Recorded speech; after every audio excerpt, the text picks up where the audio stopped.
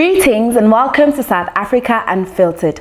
I am your host, Nontokozo Dazela, and today we have a very special guest with us, Darion Langenhoven. He is the founder of Nova Sky Productions talent agency and also the initiative I Am Man. Darion, welcome to the show. How are you today? I'm very well, thank you. I can't complain. Thank you so much for having me here. And thank you so much. All right, thank you. So tell us about who you are and what you do. So basically, I am the owner of Nova Sky Productions, the talent agency. Yes. And I'm also the founder of the organization, the men's organization called I Am Man. Nova Sky Productions began a few years ago, I would say in 2019. Okay. It's been a company that does promotional work and works with talent and artists, like for example models and then actors and so forth, and presenters, MCs. And then we also do promotions for companies like Sun International. And then I have the men's organization, which is I Am Man, that focuses on the improvement of men, mentally, physically, and spiritually. Yeah, that's a beautiful, beautiful initiative. Okay, so tell us about what inspired you to start all of these initiatives that you've mentioned. Okay, so I would say, for me, it's always been a desire to help people. I think it comes from my mother. My mother is a person that loves helping people, and for me that's something that was, I would say, carried through to me as well. So coming down here on the South Coast, I realized the need for a talent agency, an agency that can provide work for people that would like to do acting, that would like to gain experience in that type of career. And I saw that the unemployment as well was quite hectic here on KZN inside.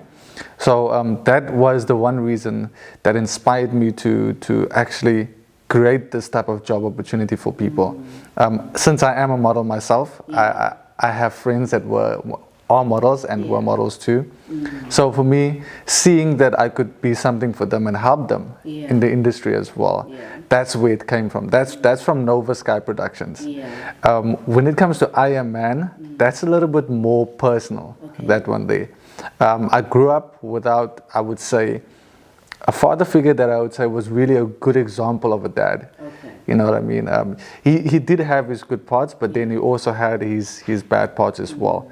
So growing up in that household, not having a good father figure, it affected me as a man. As I grew up at the age of 28, 29, I realized the impact it has on a young man when you don't have a father figure that is a good leader, a good man, I would say per se. So seeing the need that other men also didn't have these father figures, that's where I Am Man started coming in. Because when I started doing modeling, right, I started off with pageants. Pageants was the area that my friend said to me, Darion, you need to go and try and do this pageant thing. And I was like, okay, cool, let me try it. I did it in Boston, 2015. And then I was privileged. God blessed me in that moment to win that title. And then young men came up to me and they were like, could you please teach us how to be gentlemen, how to be men? And when I started doing that, I started asking questions with the men, personal questions, and started asking them, so why are you feeling this way? Why do you act this way? Why don't you take care of yourself? And then what happened was, during those conversations, I realized the need for men to be taken care of in that way, where I would say the trauma that they might have experienced in their life or the father figure that wasn't there. I decided to create I Am Man, which now is the father to the fatherless. You see, so that's what I Am Man basically is. It's a company where men can come and have a safe haven to talk, to learn from each other, to grow from each other, and to also have a place to heal. So it's like a safe space. Yes. You would say it's a safe space. Yeah. That's beautiful. That's beautiful, especially because in society, not a lot of men are well taken care of. So I feel like your initiative has done a really, really great job. Thank you. Okay. So how are you intending to reach your target audience? Hence, this topic is very inclusive. The I Am Man, right? So what I've realized, right, is for me, I'm a man of God, so I'm very much spiritual, and I don't really believe that anything happens by chance. Okay, so the color of my skin, for example, is not by chance, because everything I feel like has a reason for it. So me being colored, me being mixed race, makes it easier for me to be able to talk to an African person, to be able to talk to a white man, to be able to talk to an Indian man. So God basically made me the bridge between nations, between cultures. And South Africa is so diverse with so many cultures, you know, and our cultures are so rich, you see. And so what my plan is with I Am Man is to basically go to every culture and study and do research on what is a man in the Zulu culture, what is a man in the Amapondo culture, what is a man in Tswana or, you know, Boer, and then using that knowledge of these various different cultures and then creating a common ground for men to communicate. Because I believe the reason why men don't talk that much, it's because we don't understand each other too well. You see, if we understand each other, if we have a platform to connect, then it means we can grow. We can redefine the identity of what manhood is. And that's through our cultures. That's what I believe. Yeah. I see that you've opened a space for people to be themselves and to also share their experiences. Who inspires you? Who inspires me with my experiences? So I wouldn't say that I always had somebody that inspired me. I would say that I really just looked at God. You know, that was my ideal. That was my father. So I didn't have a father figure. I had a father that taught me personally in my personal relationship. Then I would say to you, I do have people that I looked at that I would say, wow, like, okay, that inspires me as well. Like my older brother, for example. Now my older brother, we come from Cape Town originally, right? So he used to be in drugs, he used to be in gangsterism, because that's the lifestyle that we were in at that time. And to see the type of man that he is right now, compared to what he was, where he has his own family, he's running his own house. I mean, he's got a very good job, and he doesn't even have a matric. So for me, all of the challenges that he faced as a man, it inspires me looking at him, saying to me, wow, okay, well, if he can do something like that, then that's also qualities that I would like to have as a man as well. Yeah. So that's probably two people I would say that really inspired me, and also my mom, of course, because of who she is and what she's been through in her life. Yeah. So what challenges have you faced in pageantry and also with the initiative I Am Man? So I would say the challenges that I faced in pageantry, I think I'll start off with that. I think in pageantry it would be not having enough knowledge about how to function in that area and how to be somebody that can win. Because you have to go with a strategy. You can't just, the higher you go in the levels of pageant, because I did Mr. South Africa in 2022. And there was a lot that I learned through that running. So I wish I knew the things that I knew beforehand. Now, being a colored, for us African colored, is very difficult due to the fact that for our people to support each other in terms of finances, businesses, is not always easy. You see, so when you go into a pageant, you need to have people believe in you that have these big businesses, that they have these big brands, you understand, that stand behind you for your cause, whatever it may be. So initially that was actually the one issue I had in regards to pageantry. And then with I Am Man, I think the issue that I face with I Am Man mostly is the funding issue. Building something from the bottom to the top. And I don't have a problem with it. I don't mind building from the bottom to the top. But obviously, in every sense, financially, it would make things much more easier for the reach to go further, for the project to run smoother. So that was my first challenges. But to be very honest with you, I Am Man is something that people tend to really fall in love with. You see, it's a cause that people really are like, wow, okay, we want to jump on board. You understand? So in terms of getting people to jump on board with I Am Man, it has not been really a issue at all. Okay. Yeah. So tell us, what does it mean to be an I Am Man? What does it mean to be an I Am Man? I would say to you this. I Am Man is a man that functions within society with a woman. Okay. Because a man is nothing without a woman.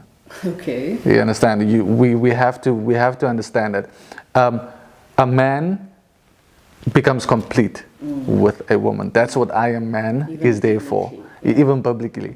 So in a sense, what I Am Man, to describe I Am Man is a sense to prepare a man for everything that's around him.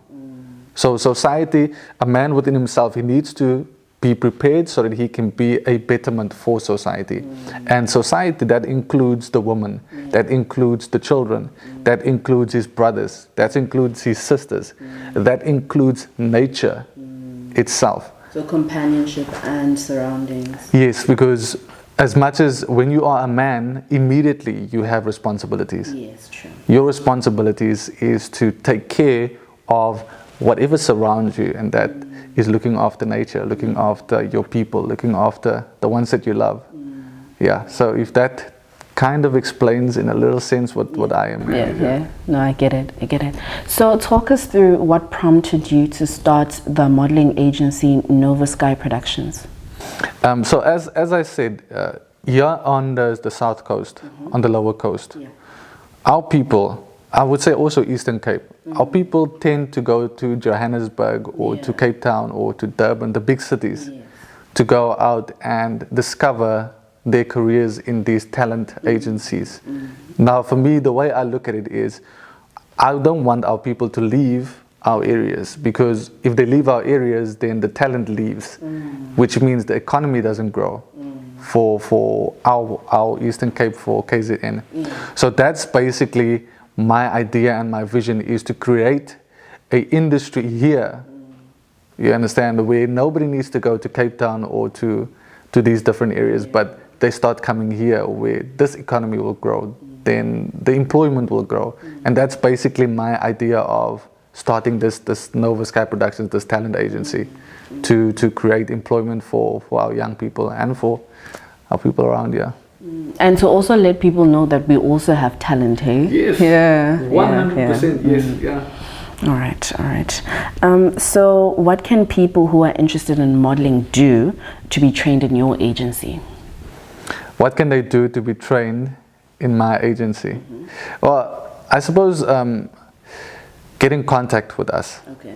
What are the requirements? So the requirements, look, to be a model, there's different areas that you got to look at. There's different types of modeling. Okay. There's pageant modeling. There's fashion modeling. Now, when you are a fashion model, you got to have to look at the height that you have to be. Ladies are normally looked at as 175 centimeters, and then males are looked at as 18 centimeters. So that's now for runway, right? But if you're going to do commercial modeling and such, it's all about looking after yourself, keeping healthy, making sure that you do have a model type of look and confidence. One thing I learned when I did modeling in Pretoria, there are thousands of models that are that side, and you are competing against people that look absolutely beautiful and have these different types of unique type of looks. But things that you should really consider is personality and confidence. That stands out a lot.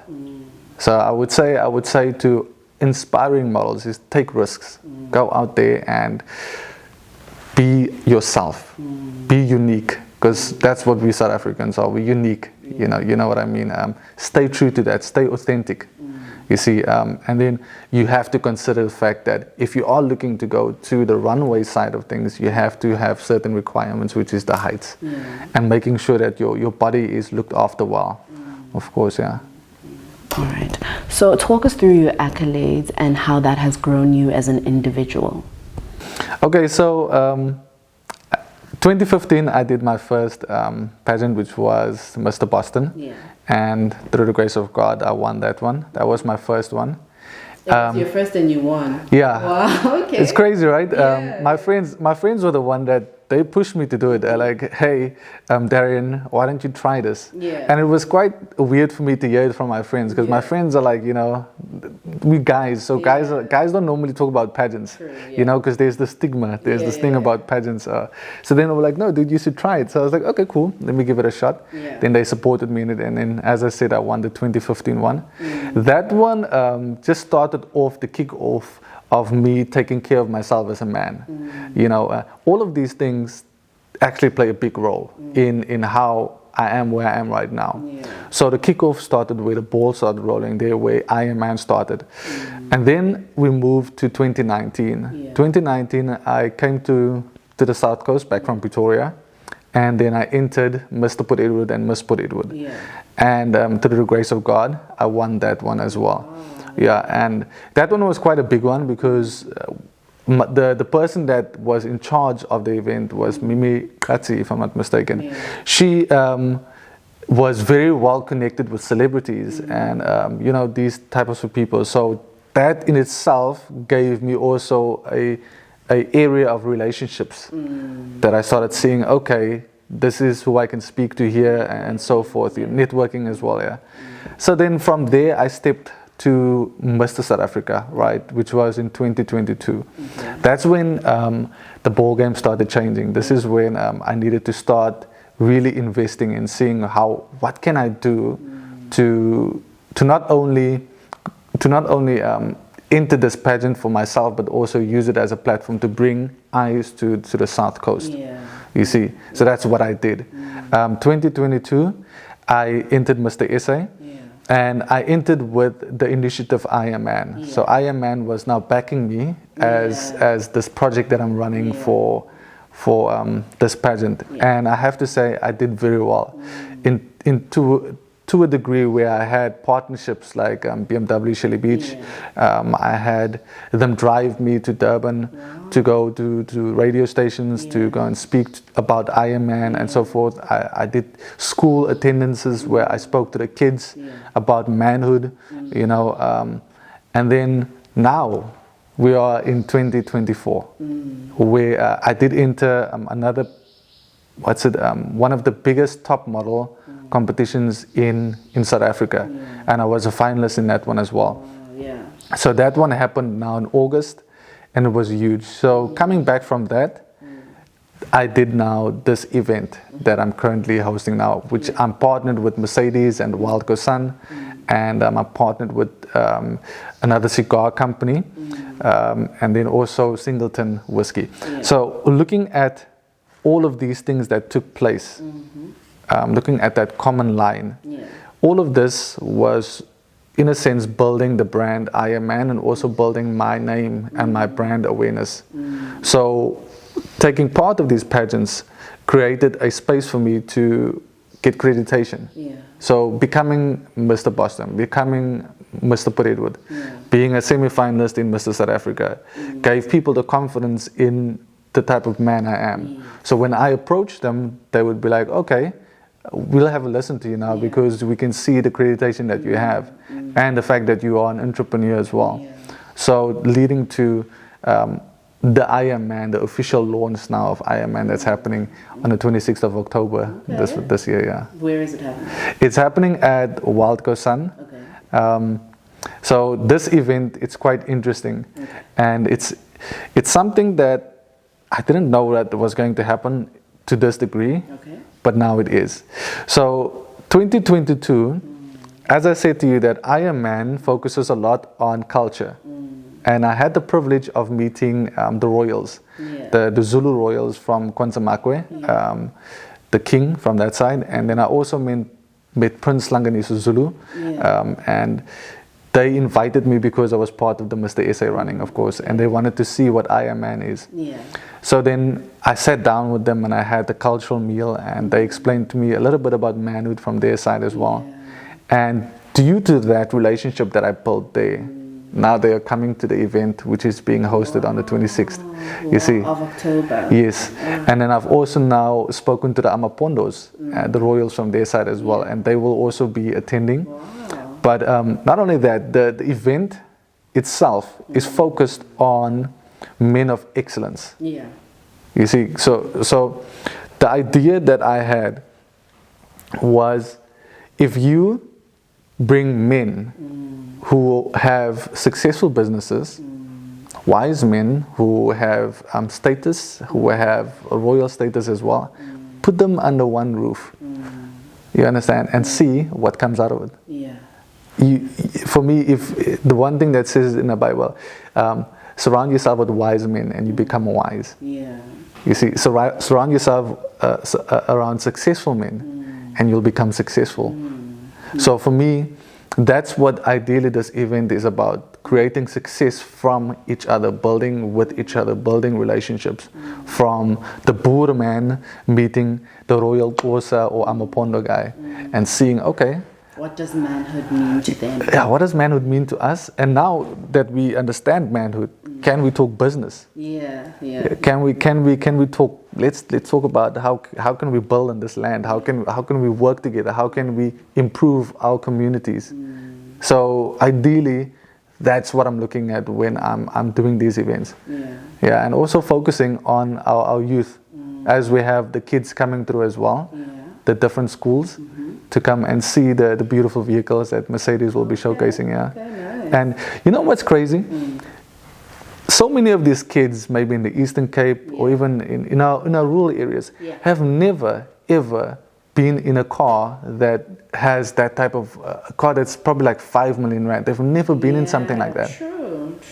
You know what I mean? So I feel so honored that we are able to do that for them. Yeah. Say, listen, get into this car and go for a drive. Yeah. And see what it's like. And you may be able to have this for your future if you work hard. Yeah. That is very inspirational. All right. So talk us through your background and what really prompted you to become the person that you are right now, and maybe like the influences within your background that made you go like, okay, this is the type of man that I want to become, and the type of man that I want to show other people how to become. Okay. So, excuse me, looking back in Cape Town where I stayed, right? Yeah. So, I come from a very abusive household, if I can put it to you in that way. Yeah. My dad drank a lot. He was an alcoholic. And like I said, there was a lot of gangsterism the area that we stayed. So, it's not like this. This is peaceful, where we're sitting. If you were in Cape Town at the time that I was, like, we were sitting like this, you would hear somebody next door screaming, shouting, like the worst swear words that you can imagine. But that was normal life for us. You know what I mean? So, coming to that story now. My life as a kid growing up, like I said, it was abusive, and I used to see a lot of violence. Not something that a kid should see, you see. And looking at my dad, he wasn't a good father figure example of a man, and he didn't really spend much time with us. Like, he would give gifts, like, the providing and such. He would do that, so I can definitely respect him for that. But he had his flaws that affected the kids and affected myself. So, not to go too deep into that, but that was the abusive area that we were in our lives. So big up to my moms for actually taking us out of that. You know what I mean? So that's where I come from. And looking at that, right, it's easy for me as a man to look at those circumstances and justify being a bad person, being a bad man. I can be a bad man because of the trauma that I experienced. You understand? And it didn't just stop there. It continued going forward into my teenage life and into my adulthood as a man. And during that time, when I became about 26, 27, 28, I needed to start realizing and saying to myself, well, because I blamed myself for a lot of the things that I did wrong as a young boy. When you see things that you're not supposed to see at a young age, you like a sponge. You take that out, You absorb everything. you take it out, right?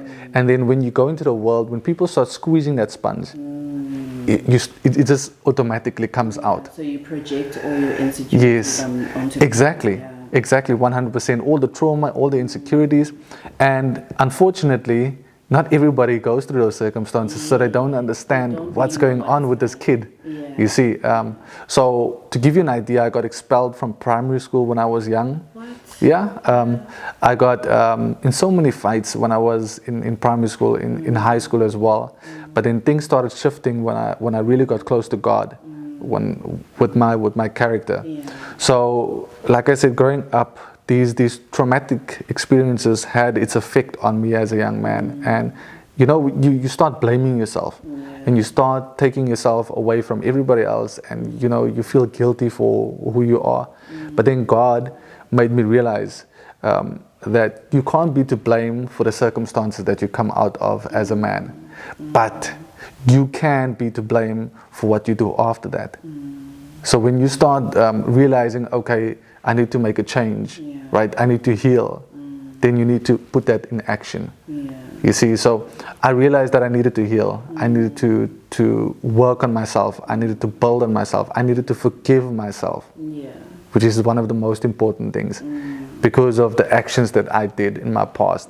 So through that journey, seeing what I went through in my life, yes, I could justify being bad, but then I decided with a choice, and I said, no, I'm not going to be like my dad. Even though I have maybe some of his characteristics, I can choose to cut that off and build new characteristics. And not let it define you. Yes. Your circumstances in life do not define your future. You see, and that's what I learned as a man. So I decided to renew myself. Like what Jesus says, renew your mind. That's what he did with me. I renewed my mind. And I'm still in that renewal part, in that renewal phase. And that's where I Am Man basically comes from. To give men hope. To say, you know what, yes, you come from that past. Yes, you come from these difficult circumstances.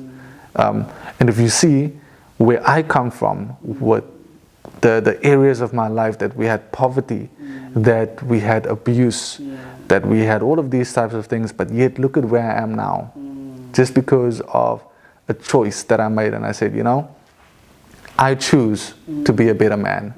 And I will build something for men to look at, to say to themselves, I want to be like that, I want to be better. Because it's not about me, it's about the legacy afterwards. You see, because this thing, I Am Man will remain when I pass. It will be a generational thing. And that's what I ideally want. It's not about who I am, but it's about Making your mark. Making a mark as a man and say, listen, men, it's time to rise and take up your positions. Yeah. All right, that is very special. And I commend you for rising above those circumstances. Thank you. All right, so talk us through mental health. What does it mean to you, and what do you think, how do you think it is important in all the things that you do? Your mental health is something so important, eh? Like, so what I Am Man, right? I'm going to refer back to I Am Man, because this is a lot where my healing came from. So I Am Man, right, like I said, focuses on manhood and the code of men. So men work on a code, right?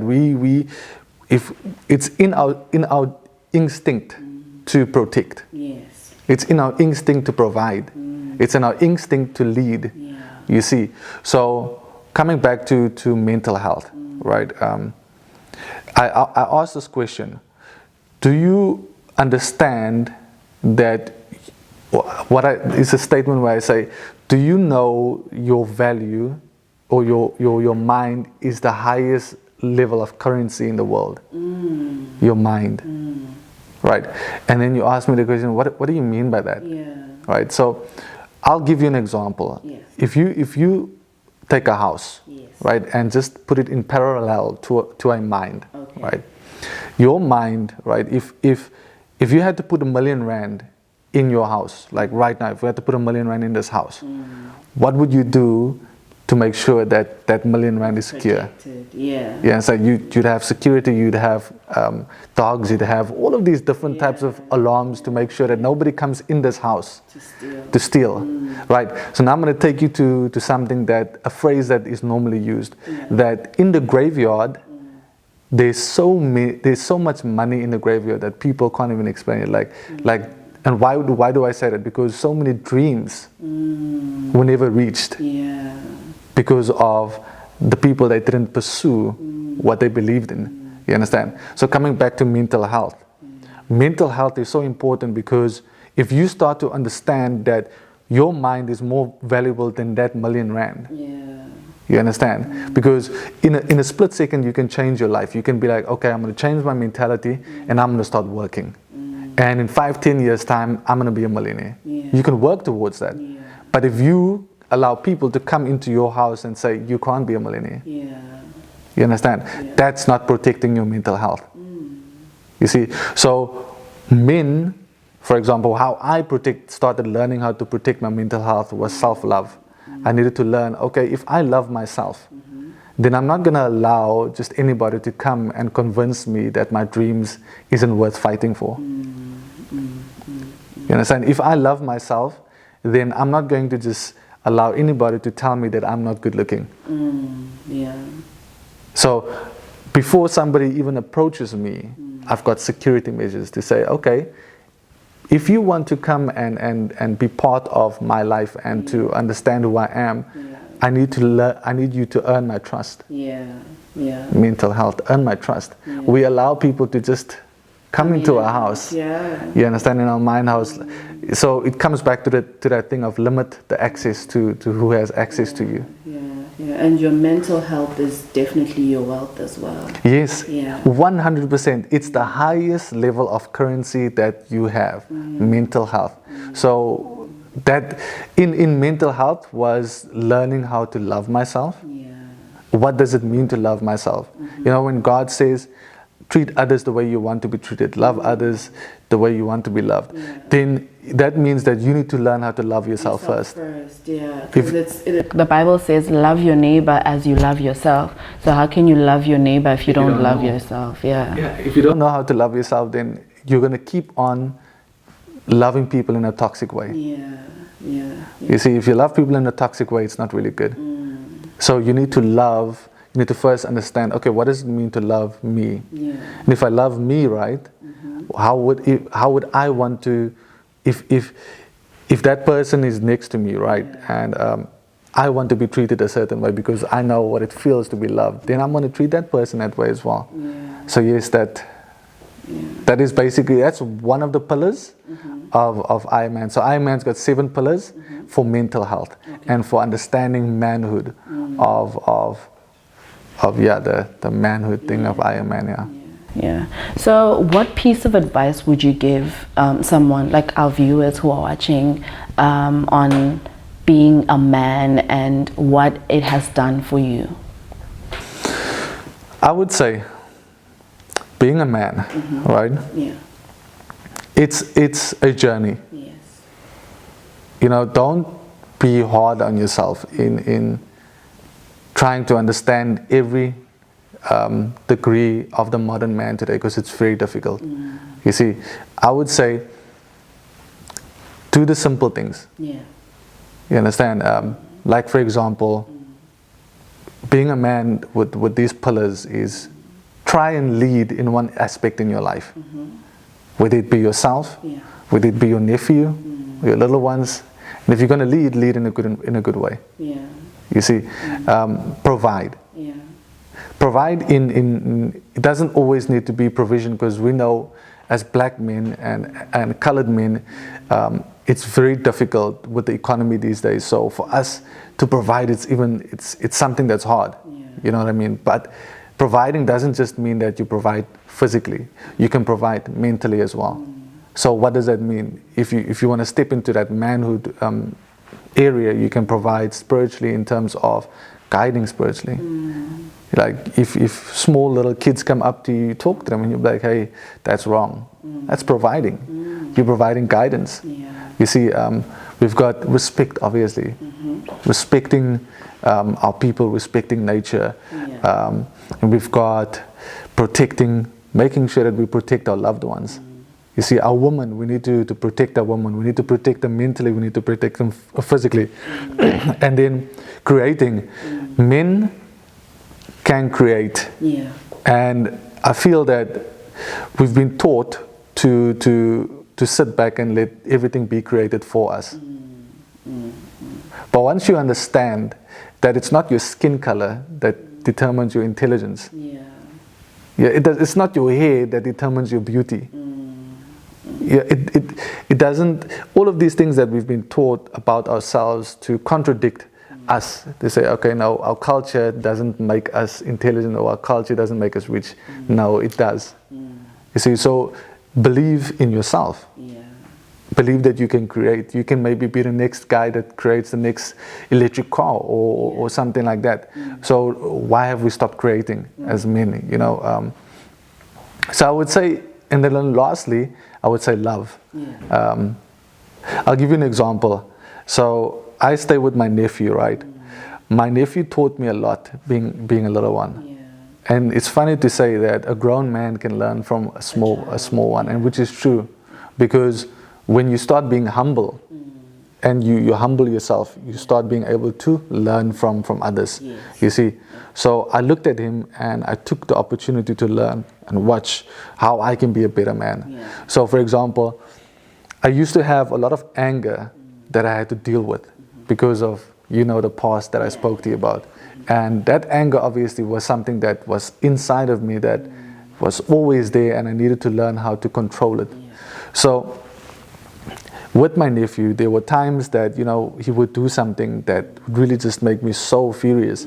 And then I would maybe hit him, you know, give him a hiding or whatever the case may be. And then I learned that what's the point of giving him a hiding if I'm not talking to him about what I'm giving him a hiding for? This is wrong. Yeah, you see, because he's not learning out of the situation. So I would then say to him, I took love, the pillar of love, and I worked with it. I asked myself, okay, I'm angry, but what if I had to do it with love? How does it change the approach to giving him discipline now? So what I would do is I would sit him down and I would say to him, listen man, I love you. I love you. But I love you enough to let you know that what you're doing is wrong. And I need you to know that I need to make sure that this doesn't continue, because it's going to hurt me and it's going to hurt you. And I think he'll appreciate you in the long run, because you are breaking generational curses as well. Yeah. So I did give him a hiding, but now with love, you see. So just to get back to that, and then the last one is self-control. Okay. Because we men, you see, we've got a lot of, how can I say, a lot to deal with as men. And the issues that we have is, one of the main issues that we don't really have is self-control. We need to have more self-control as men, because self-control can prevent a lot of unwanted circumstances in our lives. You see, for example, self-control can be the difference between a life-threatening situation and you actually surviving. If I can go to the culture of the Kenyan warriors, you see, the Kenyan warriors are able to kill a lion. Why? Because they've got self-control. If they see that lion, they don't allow fear to take control and capture them. Instead, they take fear and they imprison it. And then they can see the path clearly. Now, many of our men struggle with a lot of, I would say, fear, lust. You see, all of these things are lack of self-control. And once men start seeing the power of self-control and the results of it afterwards, you know, I'll give you an example. Like, some men rush in a relationship with a woman because they want to sleep with that woman. But yet, if they had self-control, and let's say they don't sleep with that woman, then that would have maybe been the wife. You understand? Because now the build-up to that beautiful moment would have been more sincere, more, you understand, more value. But now if we rush that, then it stops that, how can I say, that what could have been. Anticipation process. You see, because there might have been reasons why it needed to be delayed. So self-control again. Yeah. So that's why we have so many children that are born without fathers, out of wedlock, exactly. So I would say those that I just explained to you right now are the fundamentals that men need to start looking at when it comes to manhood, and to apply that in their lives, and it will definitely help them in their ways. Yeah. Darion, tell us more about the event that's going to be happening at the Wild Coast, and like when is it going to happen, what time, so people can show up. Okay, so just to give you guys a little bit more of a understanding about this event. Yeah. Firstly, the event is going to be happening on the 26th of October. Okay. All right, that's number one. We've got two separation sections of this event. So the first one, the showcasing. Yeah. The showcasing is where Mercedes-Benz Umhlanga will be coming through to basically drive our VIPs to the event itself, and to also, that's 10 of our VVIPs, and then also on the showcasing, it will be at 12 o'clock in the afternoon, where they will be showcasing the Mercedes vehicles, and then we will also be having 10 matriculant students, right, from 5 from KZN, and then probably 5 from the Eastern Cape, right, from all of them from different schools. So these students are the top achievers of their schools, the male top achievers. So they will come through, and then they will experience the showcasing of the event, right? So the showcasing is just snacks and the cars, and then also some of the VIPs that will be there, and then maybe the royals that will also speak to them and just motivate them and inspire them a bit, right? Because that's, so they can take that information to their schools. Yeah, if they take it to their schools 100%, for me ideally it's more about they must take it to their hearts and they must run with it for the future. You see, that's going to happen now for the showcasing. So that's 12 o'clock. Then the second part of the event, so it's 2 parts. The first part is the showcasing. The second part is the evening event. This is ideally, it's an elegant event that basically showcases men of excellence. Okay. There's nothing has been done like this on the South Coast before. So I'm partnered with my business partner, Madeleine Pretorius. She owns a gentleman's club finishing school. So what that means is she basically teaches men how to be gentlemen in that type of sense. So being partnered with her, came up with the idea of having an elegant whiskey and cigar evening. Right. So the reason why we did it as a whiskey and cigar evening is because I feel that those type of products are very high-end products, and it is suitable to have high-end products with high-end. Sets the tone. You understand, with men of status, men who are game changers in the communities, you know, like the VIPs. So that's why we're having the whiskey and cigar evening, and that's why we also have Mercedes Umhlanga that will be taking part of that. And on this evening, it will start at 6 o'clock, right, until 9 o'clock. Now, if I could just give you an idea of what this evening is going to be like, it's a lady in a red dress that will be singing on the stage, and then the men will have fine dining, of course. After that, there will be speeches done in regards to explaining how to smoke a cigar, what to pair a cigar with in terms of the whiskeys that are there. You see, the men will be dressed in suits, so they will come through, and then it will also be an evening that will be for business networking as well. So what we're going to have is a section where we'll have 15 to 20 minutes. We will invite somebody to come up, and I'll interview them. I'll be like, hey, how are you, sir? Tell me, what business are you in? What do you run? And that gives them the opportunity to speak about their business, and so that the other people that are around there can also see. This function is filled with millionaires. It's filled with people of status. So for me, the idea is, like I said, to have all of these people under one roof to start speaking, to network. Let's see how we can be a benefit to each other's businesses, but also be a benefit to the community. You see, now not only that, but what I've noticed about the South Coast, the Eastern Cape, is that for me, there's not a lot of variations in races. So that's what I'm trying to do. I'm trying to be the bridge for each and every culture. That's why the royals are there. That's why, you see, that's why the Buddha is there, the Indian is there. You see, the colored man is there. So now we all come together under one roof, and we start discussing.